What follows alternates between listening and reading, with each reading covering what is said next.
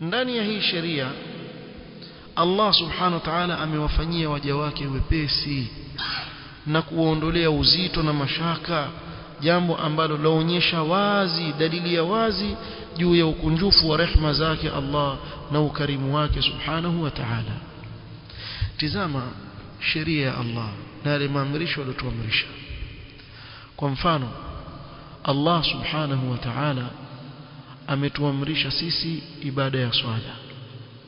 Itizame ibada ya swala na faida zake nyingi anazozipata mja na utulivu wa moyo anaopata mja kwa kuitekeleza ya ibada. Utaona ni katika rehema kubwa za Allah subhanahu wa ta'ala juu yetu. Na hii swala Mtume sallallahu alaihi wasallam akatuelekeza usalli qa'iman fa in lam tastati' fa qa'idan fa in lam tastati' yani swali kwa kusimama, kama uwezi kaa, kama uwezi. Yani hii yote hii yaonyesha rehema iliyoko ndani ya sheria ya Allah subhanahu wa ta'ala. Alipotuamrisha ibada ya saum, akatuelekeza kwa yule ambaye hawezi kufunga, ni mgonjwa, asifunge, atafunga baadaye. Yote haya nini? Kuonyesha rehema ya Allah subhanahu wa ta'ala juu ya waja wake. Na mengi ukiangalia katika sheria utakuta Allah ameamrisha kwa kumrehemu yule mja na hakumwekea uzito wa aina yoyote katika sheria. Wama ja'ala alaykum fi dini min haraj. Na mtu yoyote akikwambia wewe wafanya dini ngumu, muongo. Ikiwa una dalili katika ile unalofuata, wale ambao hawataki kuifuata dini ya Allah subhanahu wa ta'ala wakiambiwa Allah ameamrisha, Mtume ameamrisha, wewe wafanya dini ngumu, mtizame vizuri, utakuta kuwa ana matatizo huyo mtu, sababu dini ya Allah haiwezekani kuwa ngumu. Na ukiona jambo lolote katika sheria walifanya wapata tabu kulifanya, ujue na matatizo wewe, liangalie vizuri. Ima hilo jambo litakuwa likuamrishwa kisheria, ama wewe walifanya kinyume na vile ilivyokuamrisha sheria. Haswa katika kwa mfano ibada ya hija. Ibada ya hija kikweli ina mambo ambayo ni mazito ndani yake, kwa kiasi ambacho binadamu yuweza kuitekeleza. Lakini kwa mfano ukampata mtu akwambia nimepata taabu sana kwenye sa'i, ile sijui kama nitaweza tena. Mfanya vipi? Kuna mmoja alikuwa asema hivi, taabu sana. Asema bwana, nikienda vile nikirudi na hisabu mimi raundi moja, nikienda vile nikirudi raundi mbili. Unaona mazoezi haya, hii ni ibada. Umfanye makosa, ulikuwa uende mmoja ukirudi mmoja, nsaba tu, kumbe mfanya 14, akirudi taabani. Sasa huyo amfanya kinyume na sheria ilivyomuelekeza, ndio maana akafanyika hivyo. Au siku ya Arafa enda kutafuta Jabalur Rahma liko wapi? Najua kule nyuzi 48-50, atoka arudi asema haji ngumu sana. Kwa nini bwana? Hilo Jabalur Rahma kulitafuta bwana, mmekauka koo, mkatokwa na jasho. Nani aliyekuambia? Sona ukifanya kinyume na sheria inavyokuamrisha, utaona kuwa lile jambo ni kumbe ni wewe ndiye wahalifu. Na mara nyingi sana ili utokea, ukiona jambo la kisheria umeamrishwa ni zito sana kwako, ima wewe basi uliwezi, basi sheria itakupa nafasi, ama umelifahamu makosa.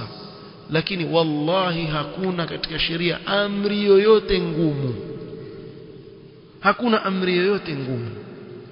Nitawapeni mfano mzuri sana wa sahali sana, ambao mara nyingi watu kiwaambia kwambia mfanya dini ngumu. Ukimwambia mtu weka ndevu, usinyoe ndevu, Mtume sana mkataza, wasema nyinyi mfanya dini ngumu. Sisi tukufanyia wepesi. Kwa nini? Kwa sababu ukiweka ndevu huna haja ya kuwa rafiki yake kinyozi, wala hutolipa kwa kinyozi, wala hatujamuona mtu mwenye ndevu akaanguka kwa sababu ndevu ni nzito. Nyepesi Allah nziumba ili zikaya na wapendeza ukiwa nazo. Na yote haya hatuje katika upande wa kunyoa. Kunyoa yataka pesa, kisha utachomeka ngozi, mwisho wa kusha za kumwona mtu ngozi yake mbadilike, imeathirika, alafu kila wiki wapata tabu wewe kutafuta labda kama vijembe, mara ujikata, mara ujifanya nini. Sasa ipi ngumu? Hebu muulize, ipi ngumu katika hizi mbili?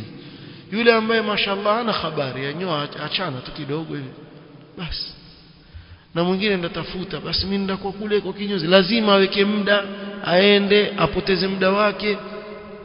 Sasa ukija ukiangalia makini utakuta kuwa kumbe dini ni sahali zaidi katika kuifuata kuliko kuikhalifu. Sio, mwanielewa hapa?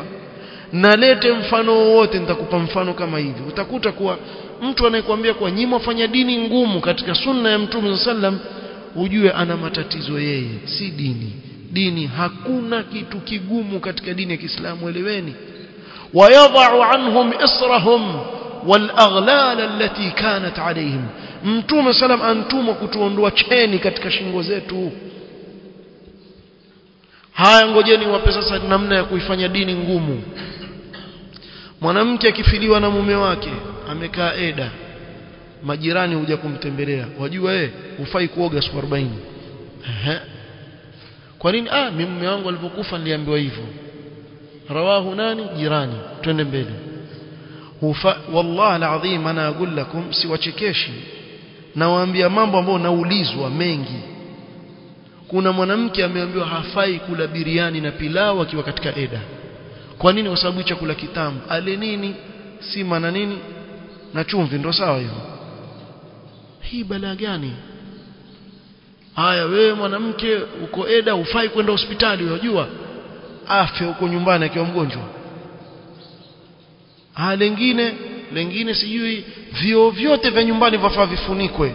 Wana vio vimefunikwa na maleso. Mmetoa wapi haya masilisili? Mwafunga wanawake jamaa, mwafanyia mambo mazito. Na sasa hivi tuishi katika asri ya ajabu, watu wa ajabu sana. Asri hii ni ya watu wa ajabu sana.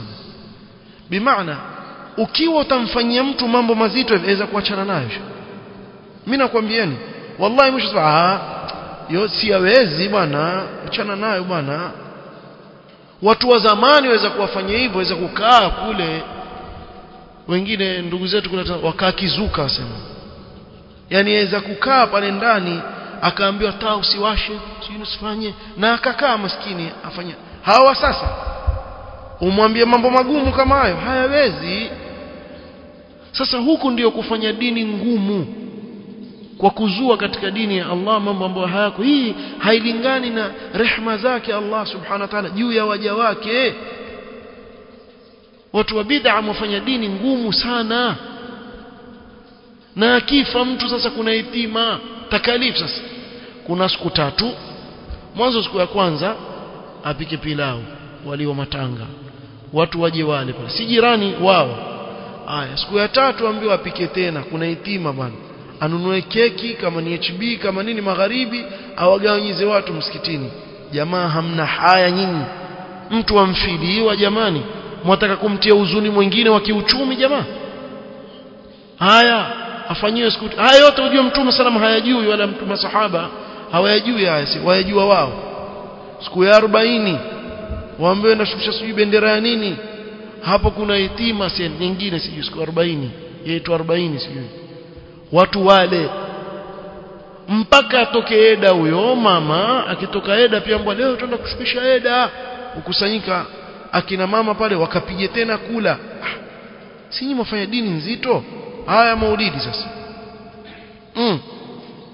Hiyo ndiyo nyingine. Kuna watu hawana uwezo wa kopa kwa sababu wanunue ng'ombe wa maulidi, akopa. Anunue mchele, akopa, ili mradi bwana ile maulidi bwana babangu alianzisha hapo, kumbe ya babako wewe, si ya Mtume za sallam hiyo. Haya mambo ya bid'a ukiyazungumza moja baada ya jingine utakuta kuwa yawatia watu uzito sana, uzito sana. Taja bid'a yote utaona yatia dini, yafanya dini iwe ngumu. Wewe mwambie mtu ukitaka kupona, kaa soma kulu Allah mara 1500. Lo, subhanallah, mpaka saa ngapi huyo atamaliza hapa? Tena kama machezo bwana. Ameatoa wapi? Kwani kulu Allah bid'a pia? Unaona? Sasa kwa yule mtu ambaye haelezi, kulu Allah si Qur'ani bwana, lakini namna hii na mtindo huu ulioweka wewe umeutoa wapi? Umeutoa wapi wewe? Lakini si mambo yafanyika. Kwa dini yetu haina uzito bwana, sahali kabisa. na wewe muulize mtu yote wa sunna aenda vizuri kabisa, alhamdulillah, dini yake sahali kabisa. Sasa jiulize wewe mtu wa bid'a, wale wajua mutashaddidin wale, hakuna mutashaddid, alhamdulillah sahali kabisa. Nguo zetu bwana twazinyanyua juu ya nini? Juu ya jicho. Si lazima uweke nusu sako kwa muhimu hiyo juu ya nini? Jicho lako. Ukimuona mtu akasirika, wewe amvaa nguo hivyo, wakasirishwa na lipi wewe? Kuna mmoja sema mimi nawachukia sana wale watu wa ndevu ndevu na kuvaa nguo fupi fupi, alafu wafanya maulidi kila mwaka yeye. Sasa wachukia sunna za Mtume sallallahu alaihi wasallam kisha wajifanya wampenda bwana, si mkweli wewe, si mkweli. Havaeni zenu ndefu, zile ndefu mnazozivaa mara kwenye mvua amekanyaga tope, wakati wa kawaida zaingia vumbi na uchafu, nyumbani yule mkeo akatika vidole kwa kufua ataka kusafisha maana kile tope, na wewe mwenyewe waonekana wasema kihadhara mbahdala, yani nisemeje Kiingereza, hauko smart. Wewe angalia mtu amvaa kanzu kisha jisuwali la buruta paka chini kwa ndani hivi akitembea vijibahdala hili, wewe huko smart. Yani mtu akikuangalia hakuoni kama usimama vizuri. Sunna raha katika mavazi yako, katika mwenendo. Hii ndio dini sahali kabisa. Kata tu na nyuma, pata taabu bwana, ukienda kwenye matope kunda hivi ya nini? Dini sahali bwana, alhamdulillah. Na tukianza kuzungumza haya hatutomaliza. Kwa mifano wallahi hatutomaliza namna gani dini yetu ilivyo sahali na Allah alivyotupa wepesi katika dini yetu, alhamdulillah. Kwa hivyo kuanzia leo ukiona jambo katika dini wewe huliwezi kulifanya, nenda kaulize, hivi hili limo hili? Ama labda mimi sikuelewa, hivi ni sawa hivi naambiwa?